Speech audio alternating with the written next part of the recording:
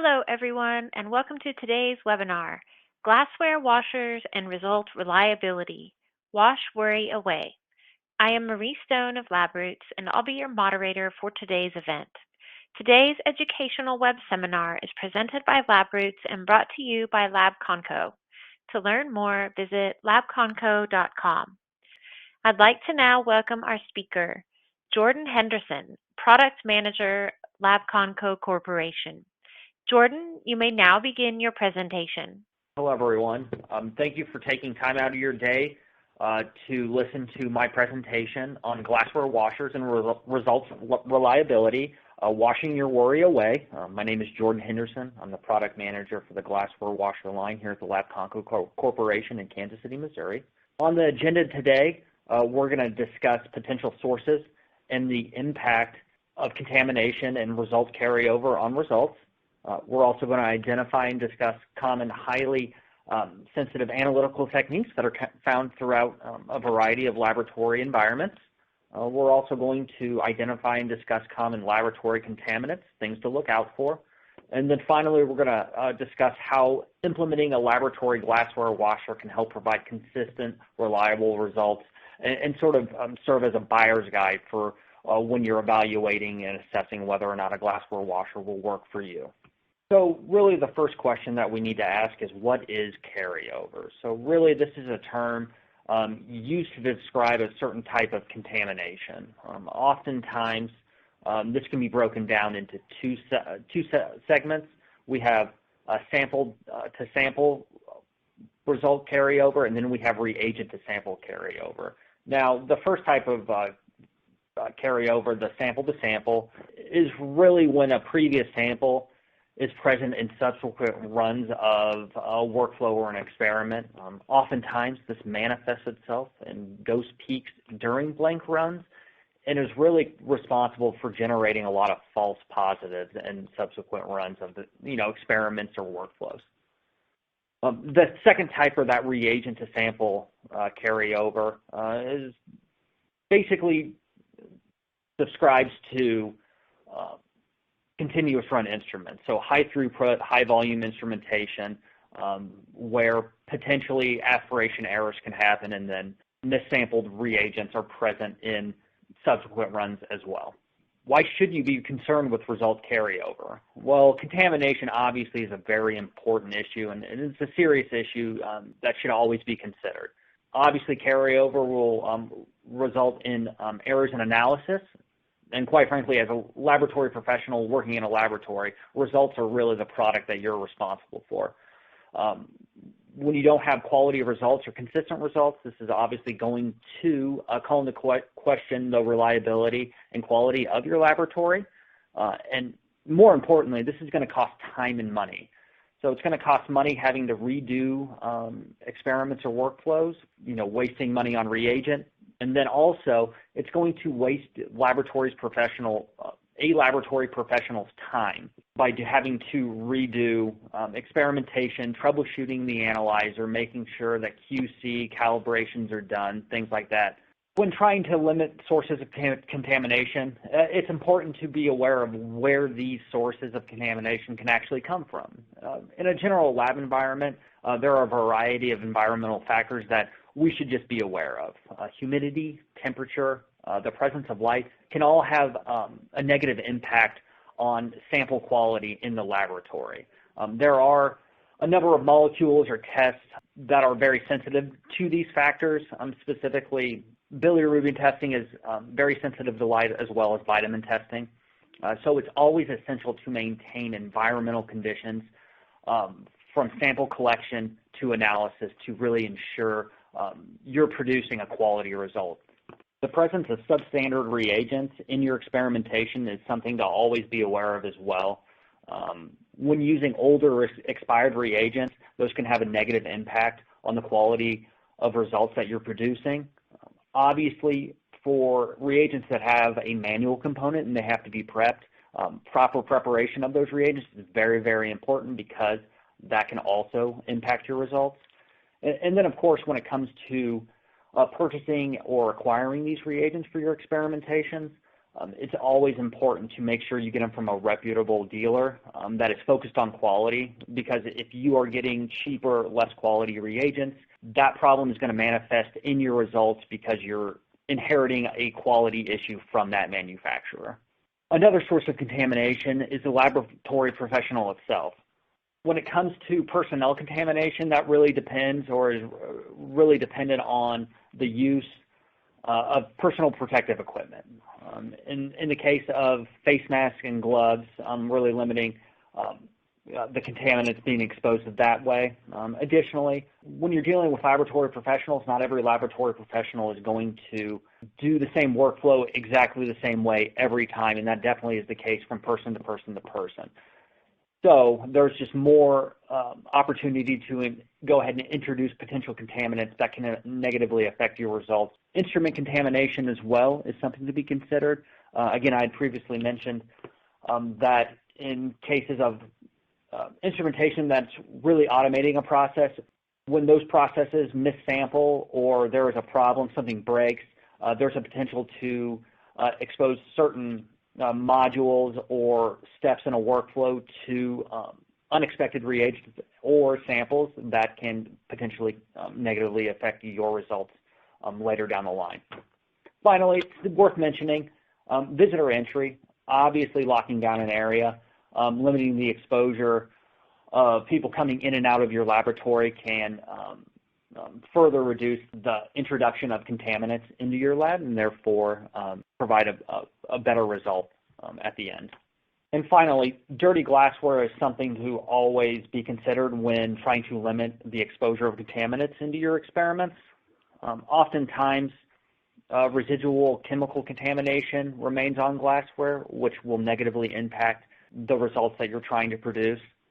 Additionally, residual sample contamination is something that can be considered when it comes to really making sure that you're producing the best quality results as well. Moving on, so we've talked about contamination. What is it? Where does it come from?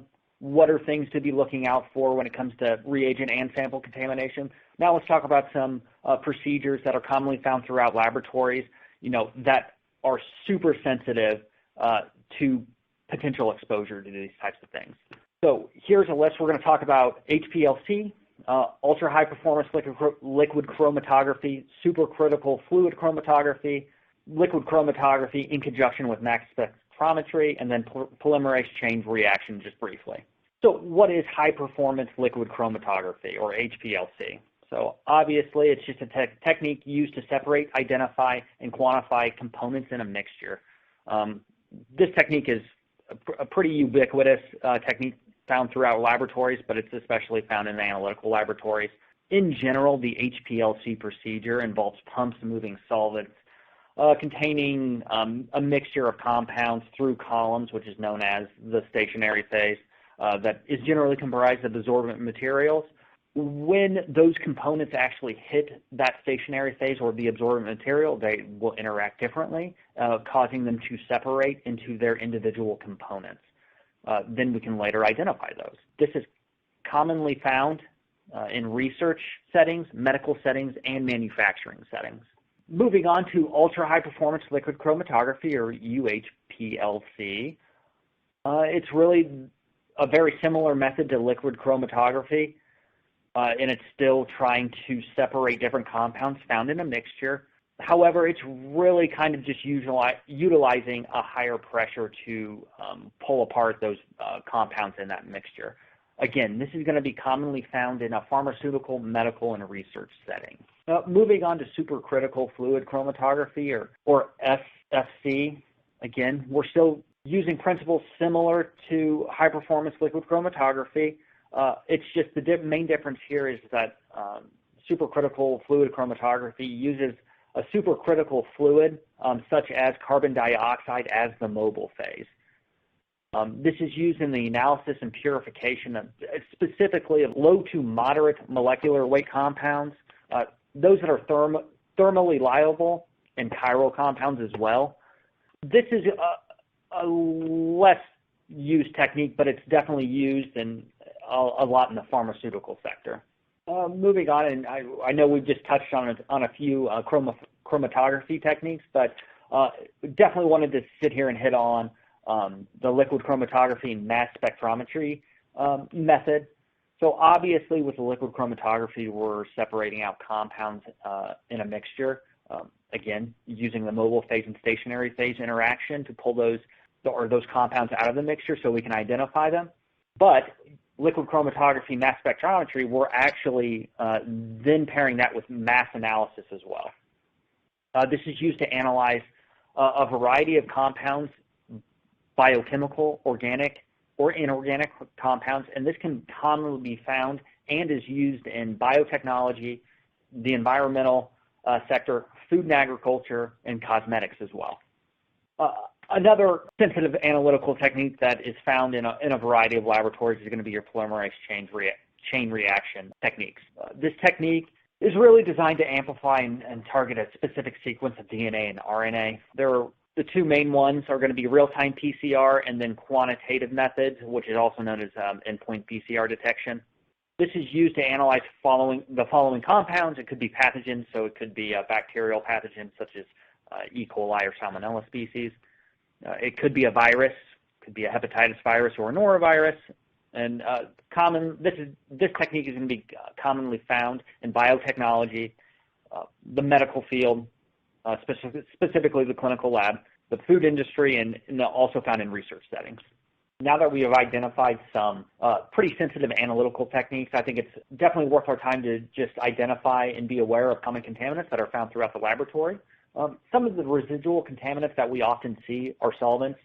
These solvents can be really anything, mostly organic, inorganic, or polar solvents. We also see a lot of residual contaminants being acids and bases. There are a lot of recommended glassware washing procedures where the glassware actually goes through a acid pre-rinse to really kind of loosen up stubborn contaminants. So it's always important to properly wash glassware, because if that's the case, that this doesn't happen, we can introduce residual acids and bases into your experiments later on down the road. Waxes as well. This is specific to extraction processes. Waxes are generally hard, sticky substances that are difficult to clean, and so proper, thorough cleaning of really any reusable glassware is important. And then, of course, detergent itself can be a contaminant. Oftentimes, people equate more detergent with more clean, and we'll discuss this in a moment. That's not always the case. Another contaminant is going to be your fatty or proteinous matter. This tends to be contaminants consisting of plant or animal-based samples. Oftentimes, we do see this with Kaldol acid digestion, also in crude fat and fiber analysis. Really, it's when that undigested and residual acid digestion products remain on this glassware. This is where we can get that adverse effect on result quality overall. Kind of leaning into the acid digestion as well is when we start to look at burnt or charred residues. Burnt or charred residues can oftentimes consist of solution and mixture that have been left on a heating plate or a heat source that get burnt or charred onto reusable glassware, and that can obviously cause quality issues if that glassware isn't properly cleaned. Again, these tend to be very sticky and hard to clean substances, and removing the residue requires a repeatable cleaning workflow. So the next type of contaminant is going to be microbes or bacteria. This contaminant really kind of affects the useful life of the reagents and buffer due to its buildup over time. It has an impact on the stability of the suspensions and solutions. It also affects negatively either in the inhibition or the catalysis of various reactions. This, again, leads to the formation of unwanted reaction products and additional impurities. So limiting the presence of these is very important. If you ever are in doubt, it's always a safe bet to autoclave. Finally, the last type of contaminant could potentially be the detergent that you're using or any other cleaning agents. Residual detergents or other cleaning chemicals left over can produce undesirable results. This is really due to the fact that detergents have a very wide range of pH. They can range anywhere from 2 to a 13 on the pH scale. They also consist of varying chemical compounds that serve different functions.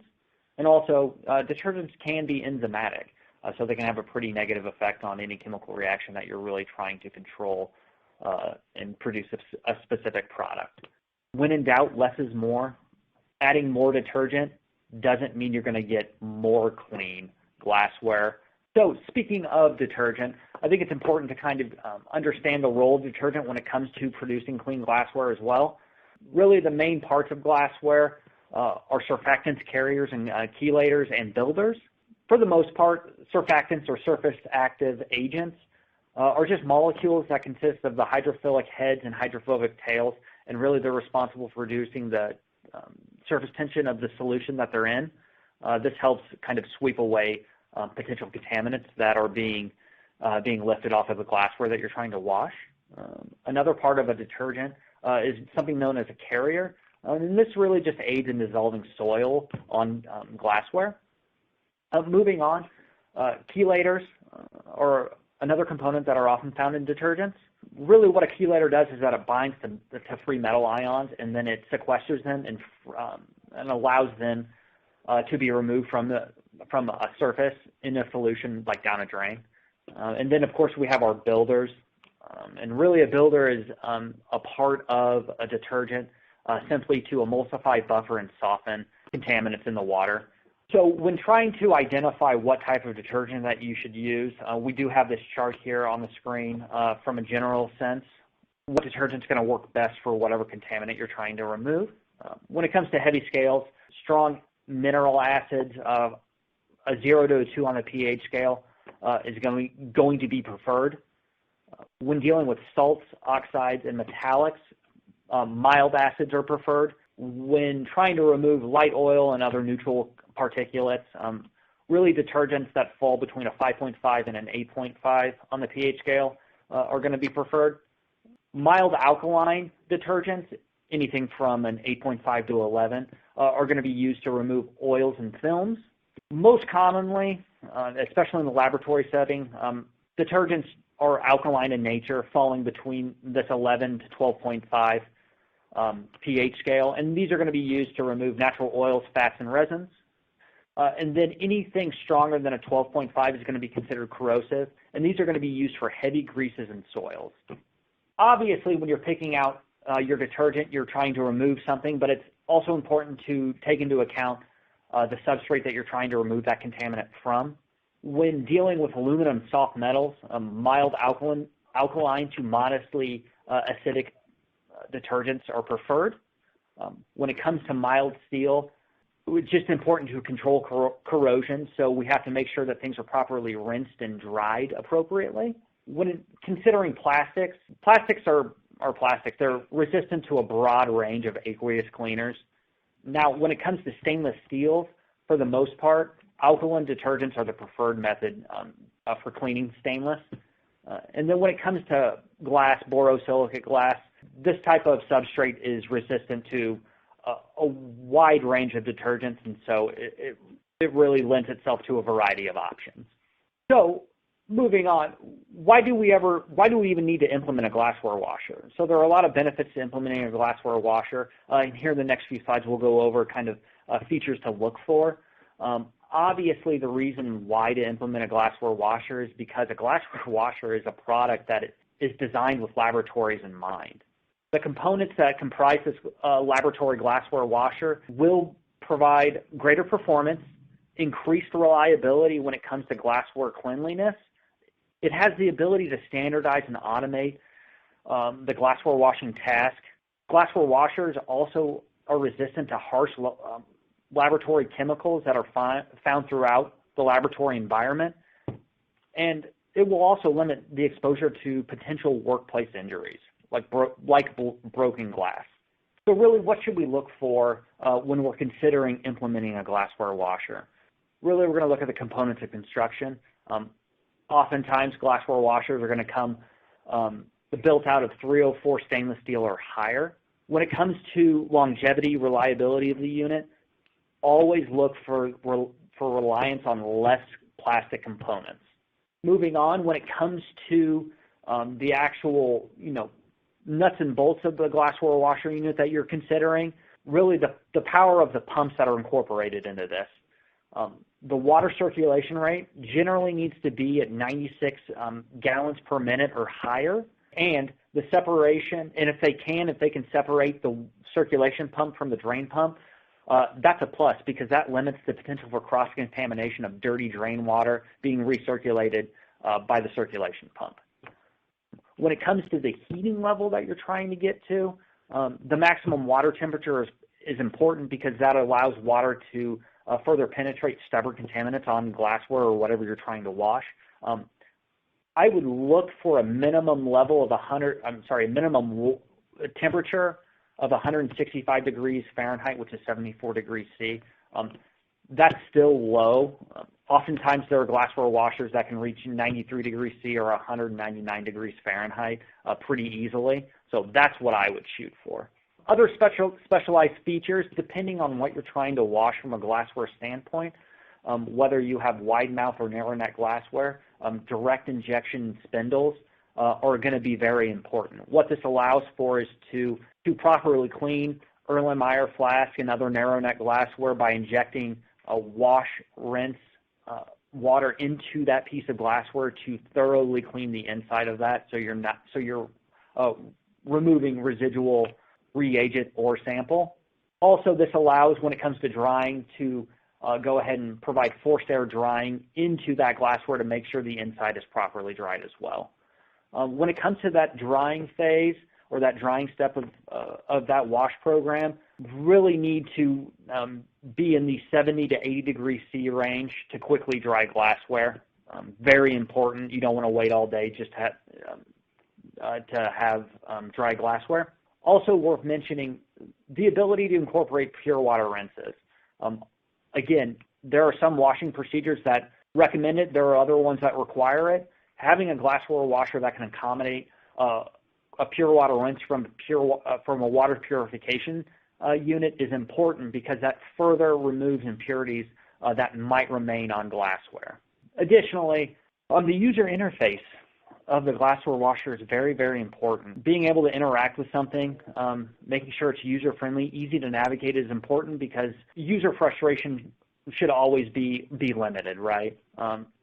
In the case of having standardized procedures or wash procedures, it's important to have the ability to data log and export that data just to have a running tally or a track record to making sure that you're hitting the measures that you need to hit. And then additionally, clear and specific alarms.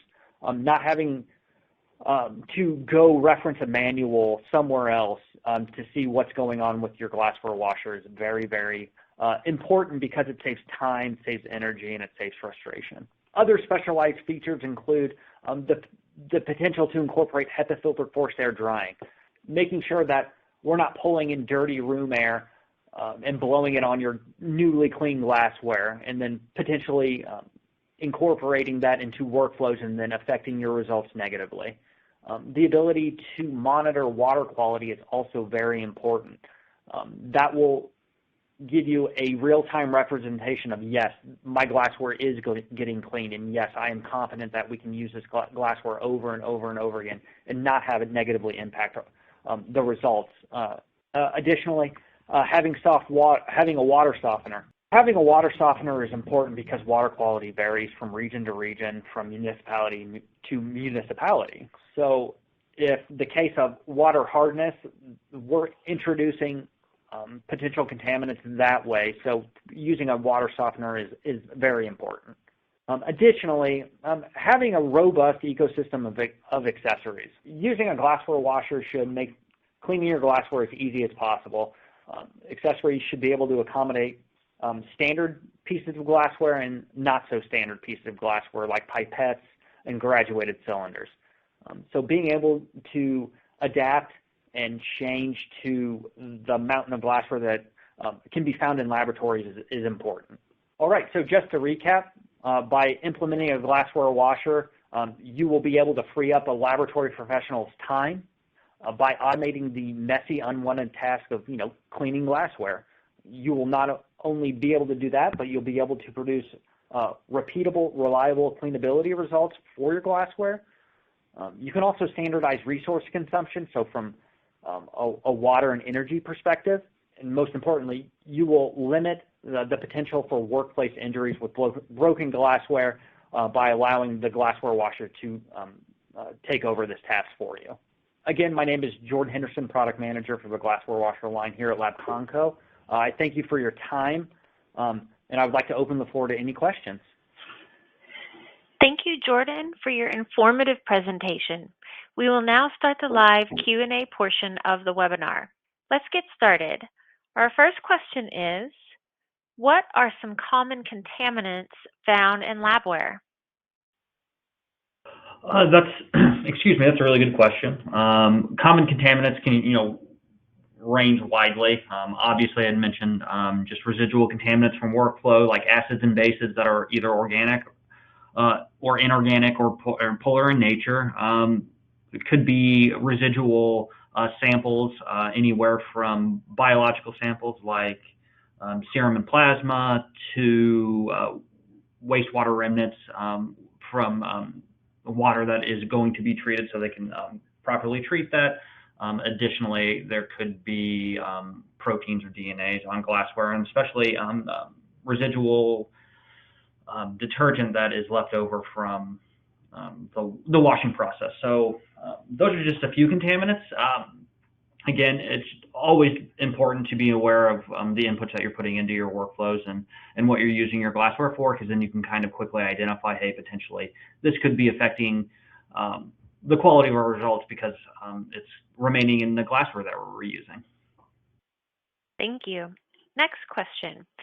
What is a contaminant-sensitive method commonly used in a laboratory setting? Common contaminant-sensitive method is going to be HPLC. That's a pretty ubiquitous workflow, always used to separate and then identify molecules or other compounds. From my specific experience being a clinical lab scientist, I did a lot of nucleic acid amplification techniques in the molecular department of the clinical lab that I worked in.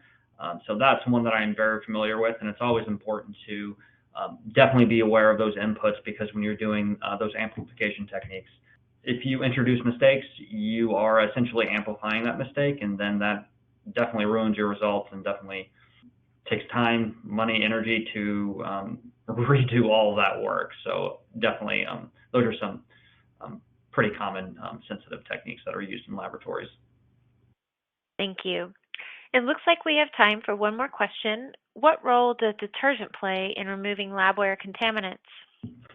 Not to overcomplicate it. I mean, as you guys know, detergent is what we use to clean really any substrate that we're really focused on trying to reuse and make sure it's not impacting our results, later down the line. So the role of detergent is an important one. Obviously, we had touched on some of the components of detergents, those surfactants, the carriers, the chelators, and the builders, and all of those things really work together to help, penetrate those stubborn contaminants, gently lift them off the glassware while preserving the integrity of that substrate for later use. And so, yeah, it's just a very important component to consider, to be aware of, and really kind of should facilitate that workflow that you're using. Case in point in that is if you are trying to detect something and that is sodium based, and then you're using a sodium based detergent,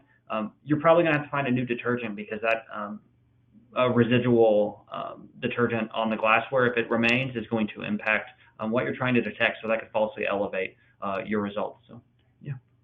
Interesting. Thank you, Jordan. Do you have any final comments for our audience?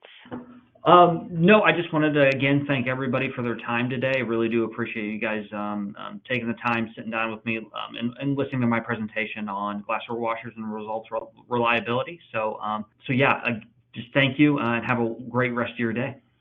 All right. Well, thank you again, Jordan, for your time today and your important research.